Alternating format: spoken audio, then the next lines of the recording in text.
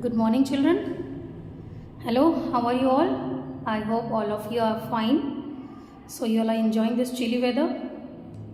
But let's start our new topic today, that is water of crystallization. Okay, children. Now, I hope all of you are having your book with you. Please open page number 102. See till what is crystallization, and till that part we have studied. We'll start today our new topic, that is water of crystallization. So let me tell you first the definition. Water of crystallization is the definite number of water molecule chemically combined with the salt in its crystalline form. These water molecules are responsible for the geometric shape and color of the crystals. For example, crystal of copper sulfate pentahydrate, that is blue crystals, are formed when by the chemical combination of copper sulfate with water molecules. Okay, so what is water of crystallization? See, we have studied the crystallization now. We have studied crystallization. What is crystallization? Crystallization, when hot saturated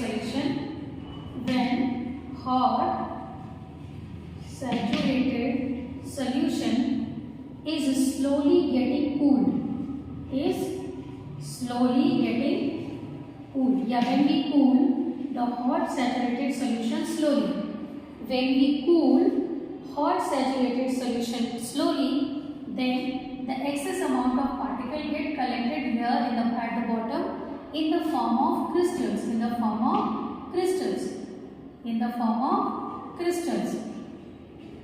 This is called as crystal, and the process of formation is called as crystallization. Now, the amount of crystals which is forming, they are having fixed number of water molecule. Few of them will have fixed number of water molecule. This fixed number of water molecule will be responsible for their shape and color.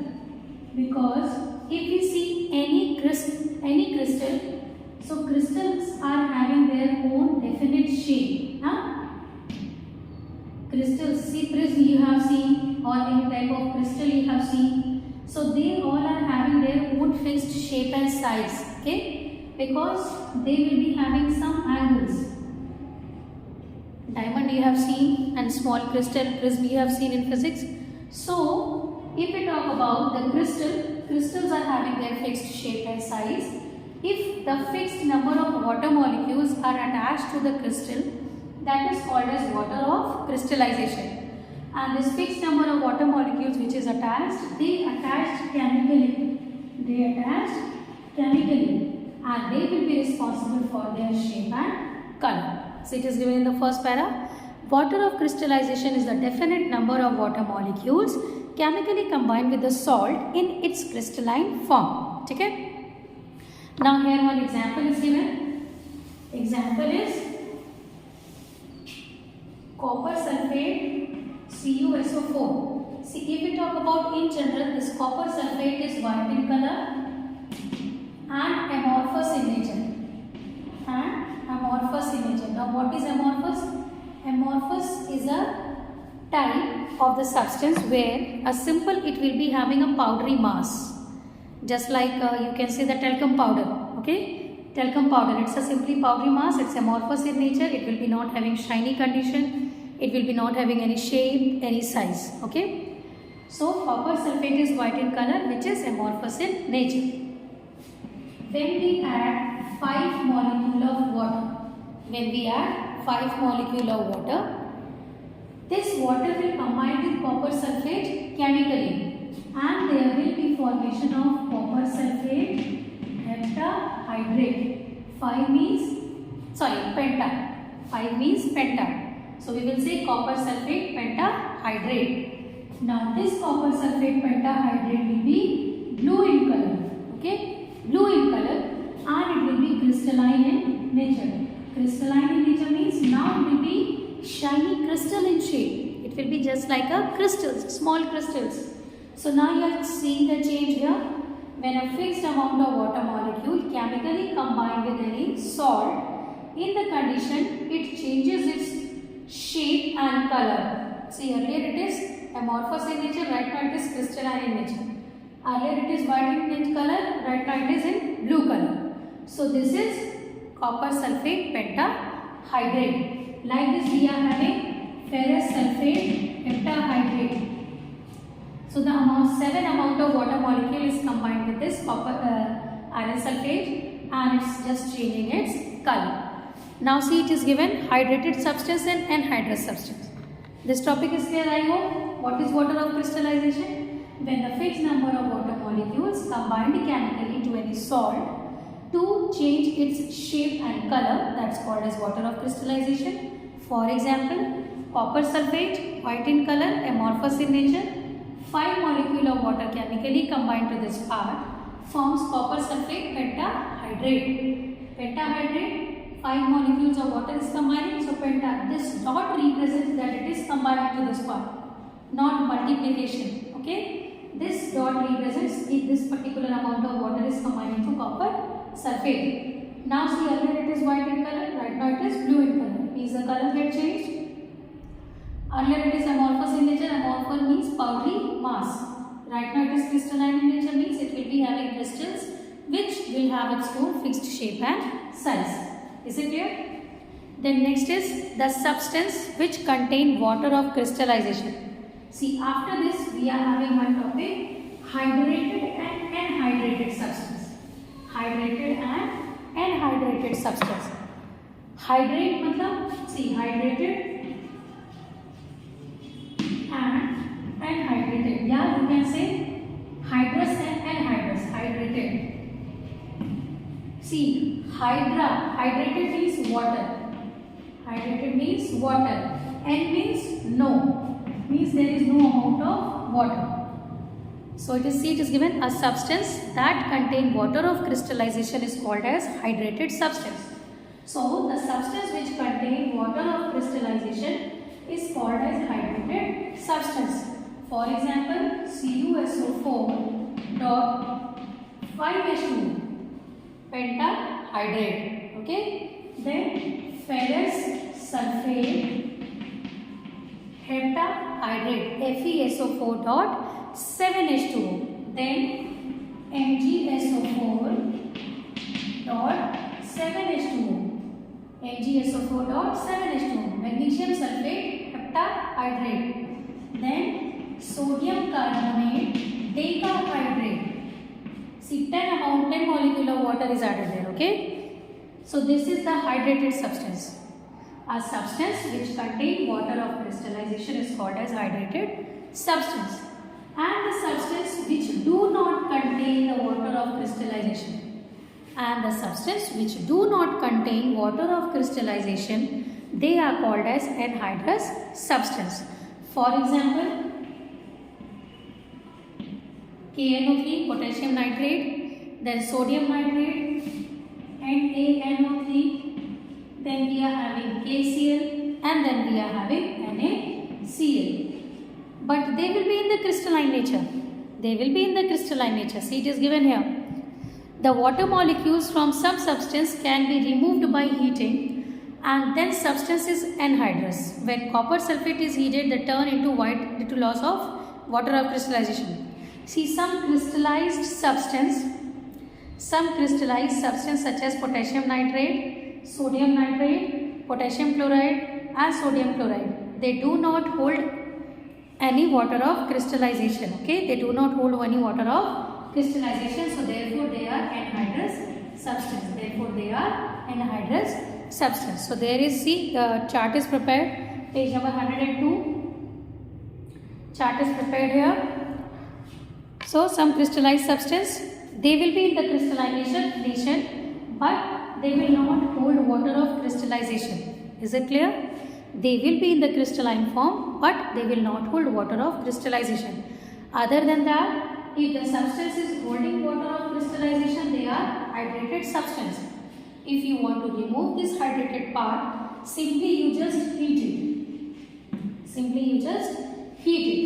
Suppose when you heat this first part, so in this condition you will get copper sulfate and water molecule will be evaporated. Is it clear?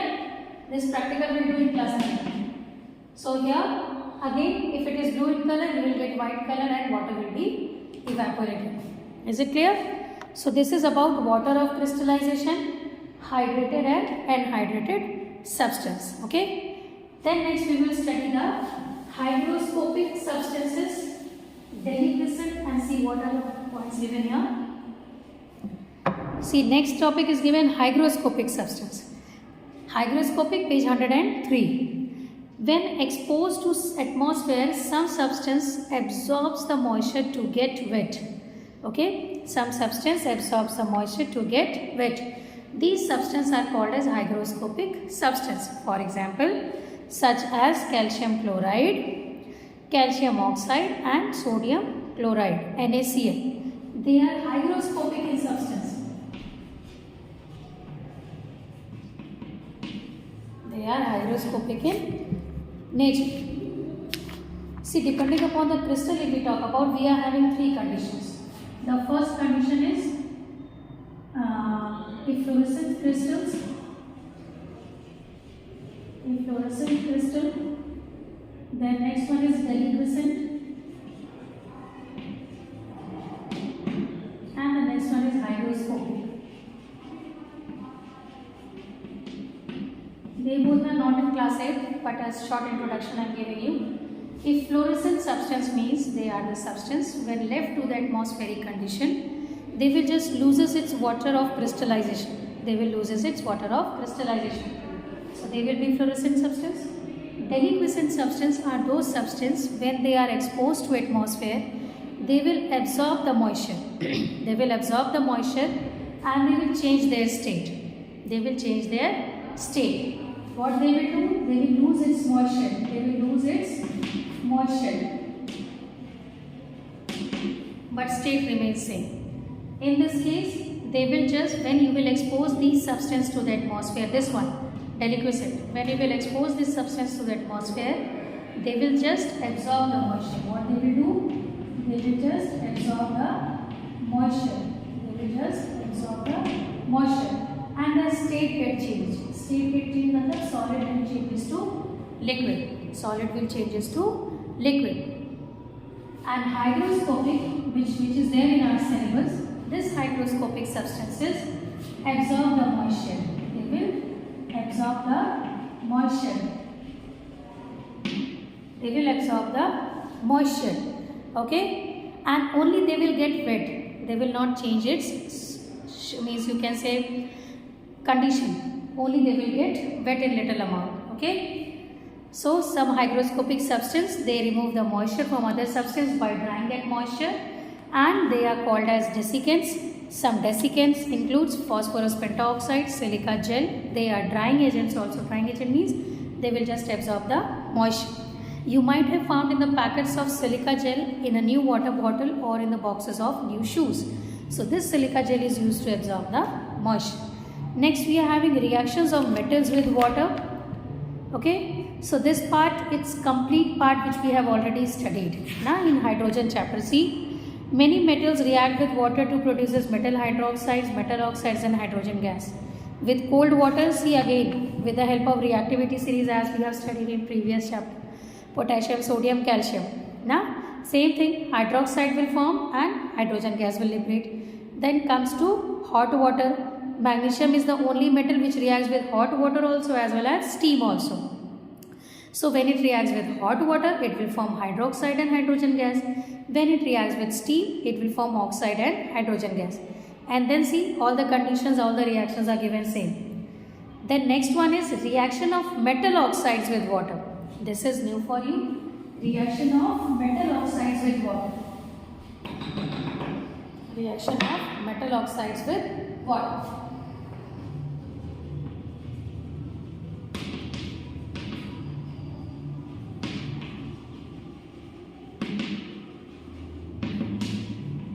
Now, if we talk about metal oxides, see in your book sodium oxide, calcium oxide and magnesium oxide example is given. So when sodium reacts with oxygen, it forms sodium oxide. See in your book only one reaction is here. Okay. How the oxide forms, that reaction is not given. So we will go with a single reaction. So when sodium oxide Na2O, this reacts with water. Okay, when sodium oxide reacts with water, there is formation of sodium hydroxide. There is formation of sodium hydroxide. See, in previous case, when metals are reacting with cold water, there directly sodium was reacting with water. Being highly reactive, it is forming hydroxide and water. But you can do in such a way where you can dissolve the metal oxide also in water and you will get the hydroxide. But in this case, hydrogen gas you will not get. Okay? If metal will dissolve in water, then hydroxide or oxide and hydrogen gas you may get. But if you will dissolve oxides in water, in that condition only hydroxides you will get. Next you see calcium oxide plus water, you are getting calcium hydroxide. Okay, then if you dissolve magnesium oxide in water, you will get magnesium hydroxide. Okay, then next is hard water and soft water. Now hard water and soft water, next topic. I hope this is understood. This part is understood. Reaction with metals with water. So when metal is reacting with water, they produces its hydroxide, oxides as well as hydrogen gas. If highly reactive metals, so hydroxide and hydrogen gas will form. If less reactive metals, so oxides and hydrogen gas will form. But if metal oxides will react with water, only hydroxide will form. Is it clear? No hydrogen gas will form as a byproduct. Only hydroxide as a compound or as a product will form. Our next topic is hard water and soft water. Next topic is hard water and soft water. Okay. So let us discuss this. Or this hard water and soft water topic we will discuss in the next class. Okay. First you read this much. Whatever problem you are having you may ask. And then we will discuss hard and soft water in the next class. Till the time I am having some questions to discuss with you, such that you may write in your copy. So open page number 109. Page number 109. Answer the following in short. Answer the following in short. Why is water called as universal solvent? Why is water called as universal solvent? So its answer will be because it can dissolve any substance in it and forms aqueous solution, so it is called as universal solvent. Okay. The next question is, what happens when a carbonated drink bottle is opened? So when carbonated drink water is opened, the dissolved carbon dioxide in it will escape out in the form of fizz. Okay. As you open cold drink bottle and you see, when you open, the carbon dioxide dissolved under by the pressure. So what happens when we open it? The fizzy sound comes out. That is only the carbon dioxide which is escaping. So your answer will be the dissolved carbon dioxide escapes with a fizz. The next one is, what is suspension? This also we discussed. The heterogeneous mixture in which small solid particles are suspended, that is called as suspension. Next, page number 110. Differentiate between saturated and unsaturated solution. Differentiate between saturated and unsaturated solution. So what is saturated? Saturated solution means solution in which no more solute dissolved. Solution in which no more solute dissolved at a given temperature is called as saturated solution. And what is unsaturated? Unsaturated means solution in which more of the solute can keep on dissolving. More of the solute can keep on dissolving, that is called as unsaturated solution. This is your first point. Second point you can give as an example. Okay, if we dissolve few spoons of a sugar or salt in a water and it keeps on dissolving, that solution will be unsaturated. After a time interval, when it gets completely dissolved and no more excess substance is added there, that will be saturated. Then next topic is, what is crystallization? So definition of crystallization is the process in which crystal of solute are suspended on cooling a hot saturated solution is called as crystallization. Once again I am repeating, the process in which the crystal of solute are separated on cooling a hot saturated solution is called as crystallization. Now next question is, what do you understand by water of crystallization? So the definite number of water molecules chemically combined with the salt in its crystalline form, that is called as water of crystallization. Now next question is, what happens when metal oxide dissolves in water? What happens when metal oxides dissolve in water? So right now we have studied when metal oxides were dissolving in water, we are getting metal hydroxides. And 3 examples we studied. Any one example you give, that will be sufficient for you. Okay. Next questions we will discuss in next class. So these questions which I discussed, you will write in your fair copy. Okay. You will write chapter 8, then water, and then question number F na? Yeah, short answer question. These all 5 to 6 questions which I discussed, that you will write in the copy. Is it clear, children? I will prepare PDF and also attach, but this much questions you will prepare and write in the copy. Okay then, bye. See you in the next video.